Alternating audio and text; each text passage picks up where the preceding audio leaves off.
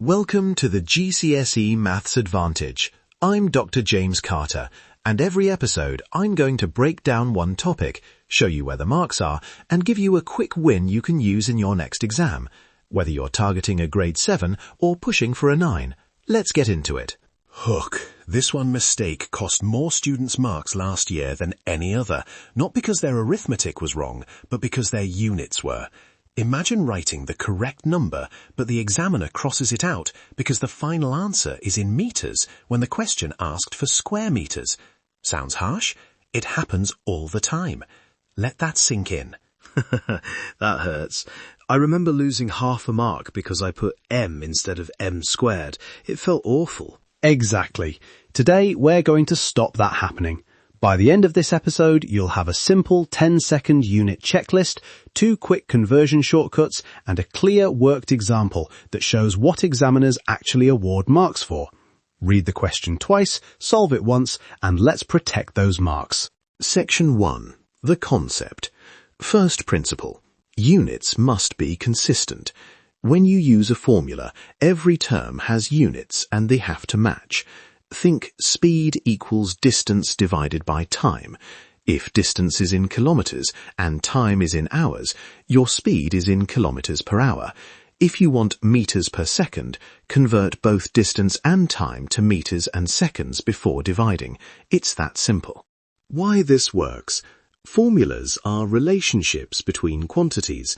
The algebra treats numbers, but the units tell you what those numbers mean.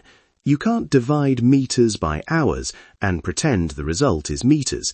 It would be meters per hour. Dimensional analysis is just checking the type of each quantity fits the formula.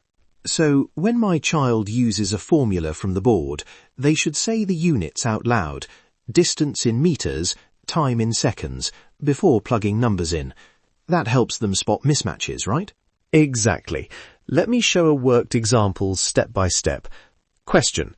A cyclist travels 72 kilometers in 30 minutes. Find the cyclist's speed in meters per second.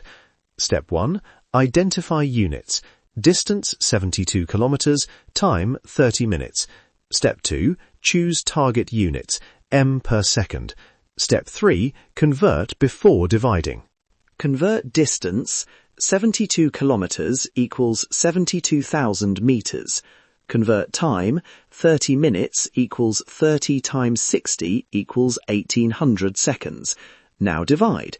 Speed equals 72,000 divided by 1800 equals 40 meters per second. Write the answer with units, 40 meters per second. Don't forget the unit. That's the examiner's immediate check.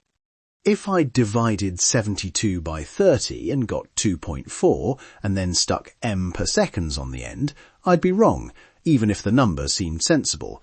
So converting first changes the number and the meaning. Good observation. A second common trap is area versus length. If one side of a rectangle is given in millimeters and the other in meters, you must convert so both are the same type of unit before multiplying.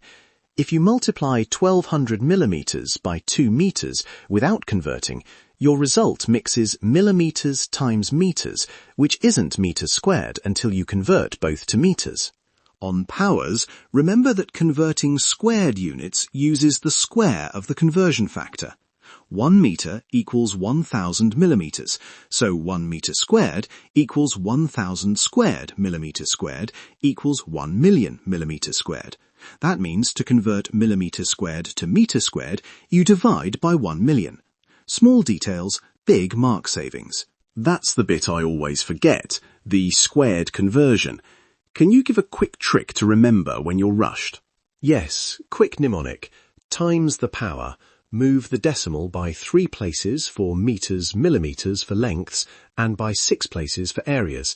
So millimeters to meters for length, divide by 1000, for area, divide by 1 million.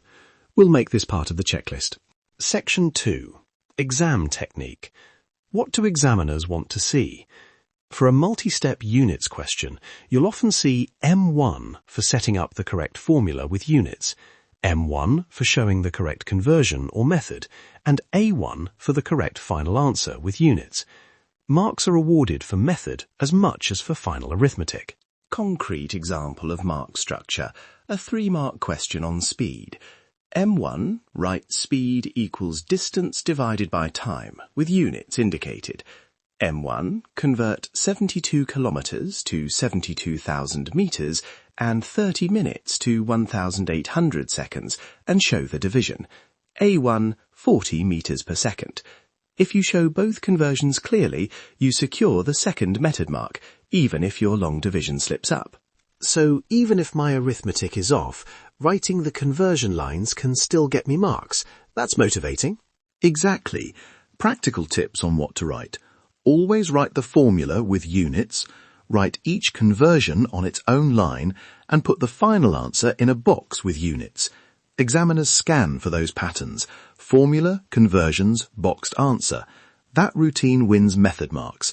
Write it down, don't just think it. Now, the quick win, the 10-second unit checklist you can use under pressure. Say it out loud or tick it on your exam paper. 1. What are the given units? 2. What units does the formula require? 3. Convert first if they don't match. 4. Do a unit sanity check on the final answer. Does it look like m, m squared, s, m per second, etc.? That's it. 10 seconds, 4 checks. And 2 fast conversion shortcuts you can teach at the kitchen table. For millimeters to meters, move the decimal 3 places. For centimeters squared to meters squared, move the decimal 4 places. So 12,000 millimeters becomes 12.0 meters if you move 3 places, and 25,000 centimeters squared becomes 2.5 meters squared if you move 4 places. Nice. Another tiny habit that saves marks: always write units next to intermediate computations. For example, write 72 kilometers equals 72,000 meters on the paper. That line alone often secures an M1 even if the final answer later gets muddled. Marks are there for the taking. Use the paper to show your method. Section 3. Practice and quick application. Let's try a compact past paper style question and apply the checklist. Question. A car travels 90 kilometers in 1.5 hours. Find its speed in meters per second. Step 1. Identify units. Distance 90 kilometers. Time 1.5 h. Step 2. Target meters per second. Convert distance. 90 kilometers equals 90,000 meters. Convert time. 1.5 h equals 1.5 times 3,600 equals 5,400 seconds. Step 3. Divide. 90,000 divided by 5,400 equals 16.666 meters per second. Final answer, 16.7 meters per second to 3 significant figures. Box it with units. If I'm in the exam and I'm running out of time, I can still write the conversion lines. 90 kilometers equals 90,000 meters, and 1.5 h equals 5,400 seconds, and the marker will see my method even if I don't finish the division. That feels doable under pressure. Exactly. And one more quick practice. Area conversion. A rectangular planter is 1200 millimeters by 2 meters. Find its area in square meters. Convert length. 1200 millimeters equals 1.2 meters.